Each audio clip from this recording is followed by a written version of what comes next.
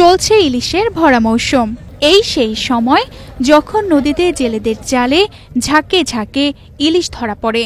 কিন্তু খুবই অবাক বিষয় যে এবার মৌসুম চলে এলেও শরীয়তপুরের মেঘনা পদ্মা নদীতে মাছের রাজা ইলিশের দেখা মিলছে না। জেলেরা বলছেন রাত দিন নদীতে মাছ ধরার চেষ্টা করলেও জ্বালানির খরচ উঠছে না। আমরা এখন অনেক আশা ভরসায় নদীতে যাই, সারা রাত্র কষ্ট করি, কিন্তু আসলে আমাদের আশা পূরণ হয় না। মাছ অনেক কম নদীতে, যে টাকা খরচ করি খরচের টাকাই হয় না।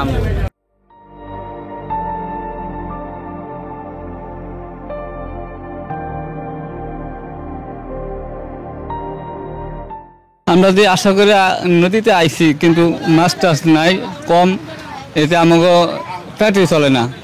এখন কিস্তি মিস্তি করছি, নৌকাদম করছি, এখন এগুলা চলতেই কষ্ট।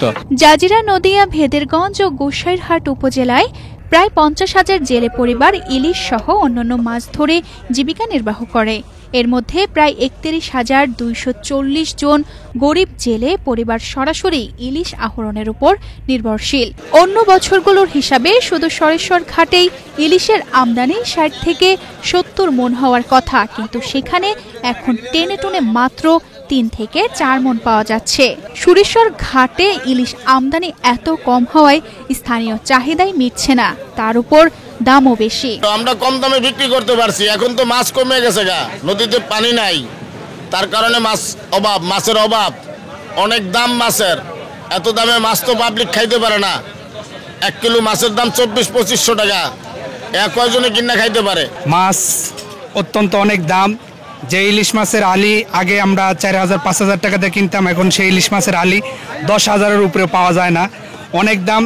এদিক দিয়ে জেলেরাও মাছ পায় না, আর আমরাও মাছ কিনতে পাই না, আমাদের হাতের নাগানের বাইরে। মৎস্য আড়তে সরবরাহ সংকটের পাশাপাশি দাম বেশি হওয়ার কারণে জাতীয় মাছের স্বাদ থেকে বঞ্চিত হচ্ছেন সাধারণ ক্রেতারা। আগে এই ঘাটে লাখ লাখ টাকা বেচা কিনা হইতো, যে জানলায় মাছ পাইতো 30 থেকে 40,000, এখন মাছ পায় মাত্র 2,000, 2,500, 3,000। বছর জুড়ে ইলিশ উৎপাদন বৃদ্ধিতে কাজ করা হলেও নদীর নাব্যতার সংকট, পানি দূষণ ও নিষিদ্ধ জাল ব্যবহারের কারণে কাঙ্ক্ষিত ইলিশ পাওয়া যাচ্ছে না বলে ধারণা করা হচ্ছে।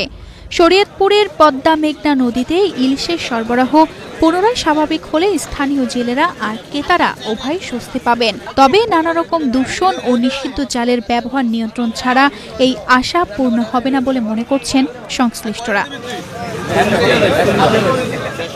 তানজিদা রহমান, ইনায়া, বাংলাদেশ প্রতিদিন।